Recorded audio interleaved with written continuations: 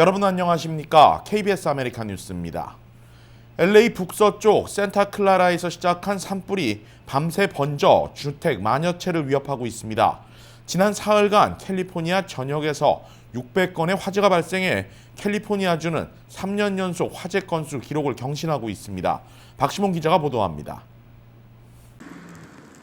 캘리포니아 곳곳에서 화재가 발생해 주민들을 위협하고 있습니다.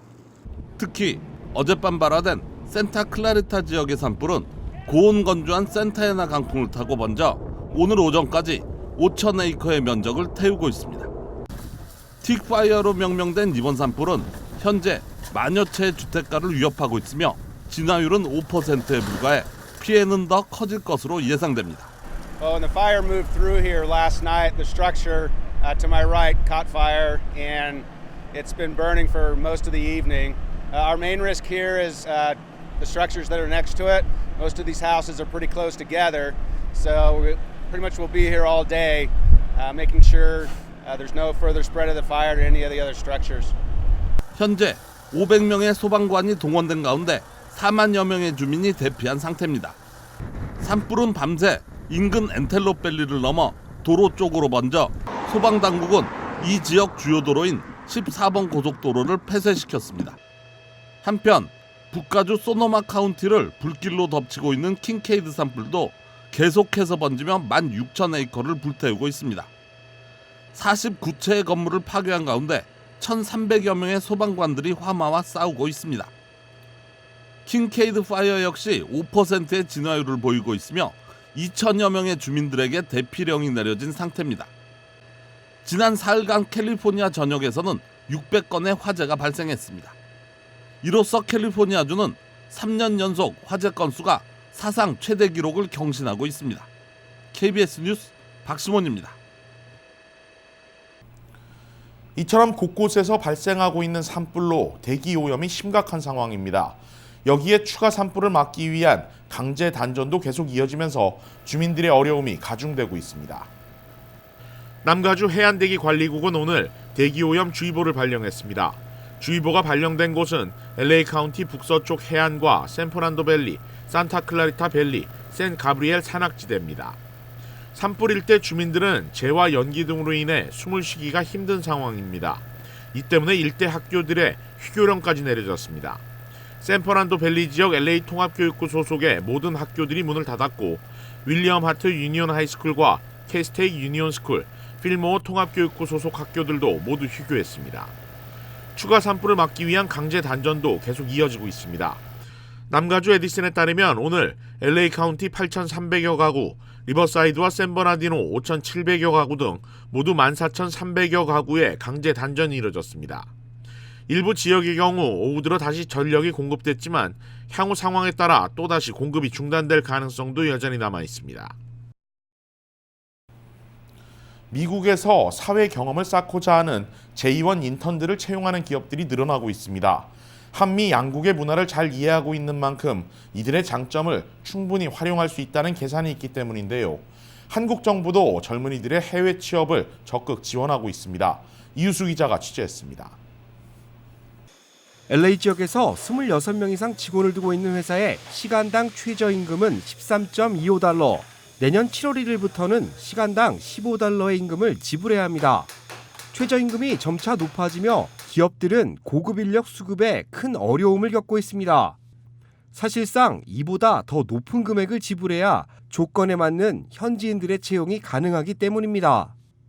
최근 한인 기업들이 한국 인턴과 미국 유학생 채용에 적극적으로 나서고 있는 것도 그 이유입니다. 한국에서 대학을 졸업한 취업준비생들은 시간당 최저임금이 한국보다 높은 미국의 일자리를 선호합니다. 미국에서 대학을 졸업한 유학생들 역시 미국에 남아 경력을 쌓고 싶어하는 경우가 많습니다. 한국 정부는 이들의 취업을 장려하고 있는 상태입니다. 저희가 그런 제2원 인턴으로 들어오신 분들의 어떤 애로사항이라든가 궁금증 이런 걸 좀 들어서 또 저희가 도와드릴 수 있는 도와드리고 앞으로도 한국 정부는 이들의 고민을 들어주고 취업 경험을 공유하는 자리를 만들어 본격적인 해외 취업 지원에 나설 계획입니다. 네 군데가 공동으로 이제 준비를 해서요. 11월 1일부터 4차례에 걸쳐서 청년을 대상으로 찾아가는 청년 취업 세미나를 개최하기로 했습니다. 하지만 이들의 취업에는 일정한 제약이 따르기 때문에 주의가 필요합니다. 문화교류 일환으로 발급되는 J1 인턴 비자 소지자들은 이민법에 따라 일정 시간 근무를 마친 뒤 반드시 본국으로 돌아가야 합니다. J1 인턴십 비자를 받으시면 소정의 기간 동안에서 미국에서 생활비를 받고 연수를 하시게 됩니다. 정식 취업은 아니고 미국에서 이제 연수를 하시게 되는데 기간이 끝나면 이제 한국으로 돌아간다는 조건으로 유학생 졸업자들은 인턴 비자 소지자들에 비해 취업 문호가 넓은 편입니다. 그러나 연방국토안보부의 새로운 지침에 따라 이들 역시 기존보다는 취업에 어려움을 겪을 것으로 보입니다. 직장을 구하고 반드시 전공을 활용할 수 있는 업무를 해야만 하고 전공을 활용할 수 없는 업무를 할 경우에는 OPT가 거절될 수도 있는 쉽게 말해서 애니메이션을 전공한 유학생은 반드시 애니메이터로 근무할 때만 OPT 신분을 유지할 수 있고 컴퓨터 공학을 공부한 경우 프로그래머로 취업에 성공할 경우에만 OPT 승인이 나온다는 겁니다. 이처럼 외국인 유학생들의 취업이 까다로워진 것은 최근 OPT를 남용하는 사례가 크게 늘어났기 때문입니다. 한편 LA 총영사관은 다음 달 1일 J1 비자 인턴을 위한 취업 세미나를, 다음 달 25일에는 OPT를 앞둔 F1 비자 소지자들을 위한 별도의 세미나를 통해 한국 국적자들의 취업 지원에 나설 계획입니다. KBS 뉴스 이우수입니다.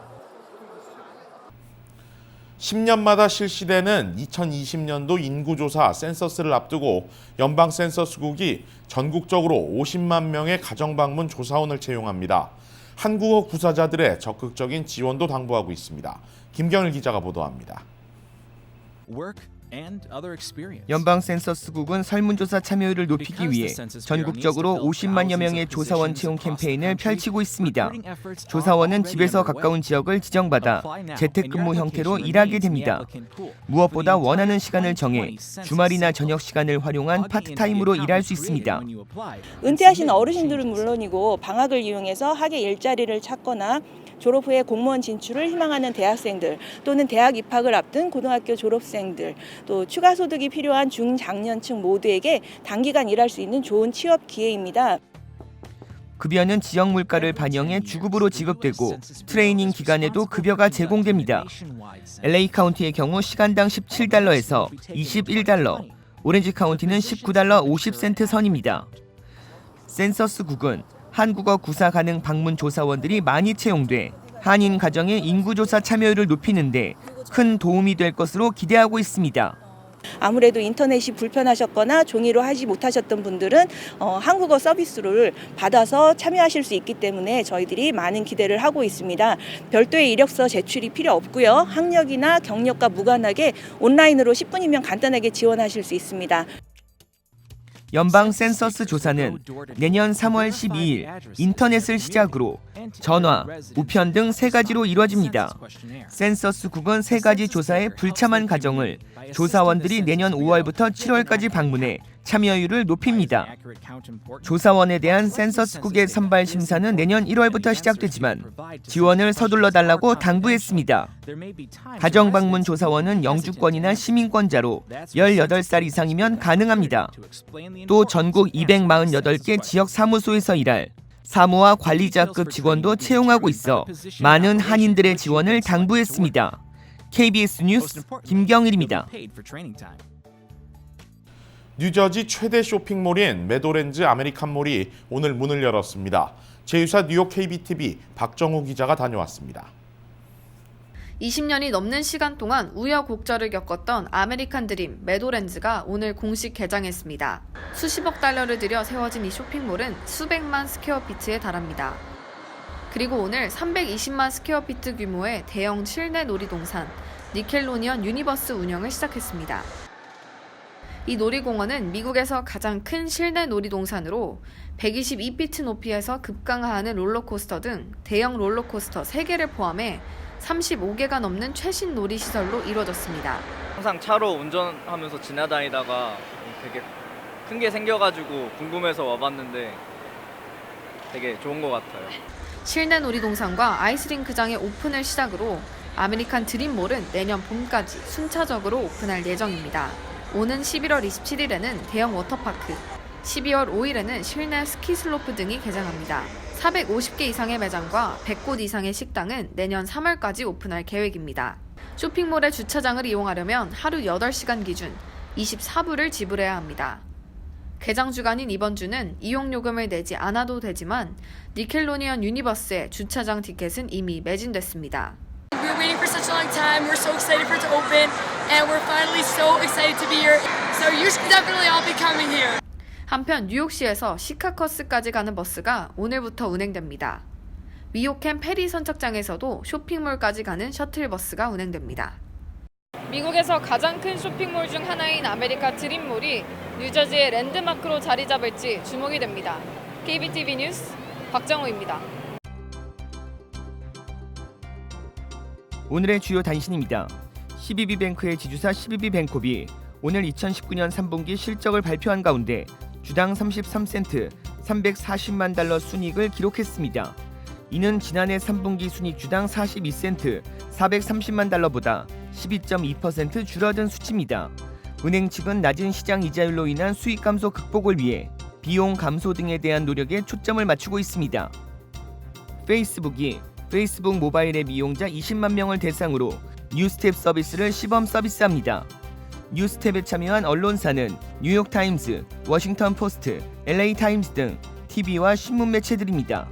사용자가 페이스북 뉴스텝에 노출된 기사 헤드라인을 클릭하면 해당 언론사 홈페이지로 연결되는 서비스입니다.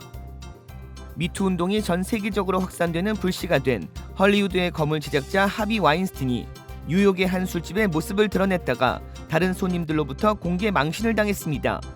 조 스터클래스라는 21살의 여성이 와인스틴에게 만약 우리 중 아무도 말하지 않는다면 괴롭힘을 당한 모든 여성에게 빚을 지는 것과 같다며 목소리를 높였습니다.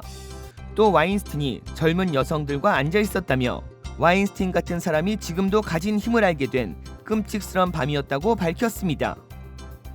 입시 비리 사건에 연루된 TV스타 펠리시티 허프먼이 오늘 형기보다 이틀 먼저 출소했습니다. 위기의 주부들에 출연한 허프먼은 딸의 SAT 점수를 올리기 위해 입시 컨설턴트에 15,000달러의 뒷돈을 건넨 혐의로 기소됐습니다. 구금형으로 교도소에 들어갔는데 11일 만인 오늘 오전 석방됐습니다. 연방 센서스국은 미 역사상 처음으로 15년 후 65 인구가 어린이 수를 넘어서게 된다고 밝혔습니다. 베이비 부머 세대가 나이를 먹고 자연적인 인구 증가가 둔화하는 게 주요 원인입니다. KBS 아메리칸 뉴스 마칩니다. 고맙습니다.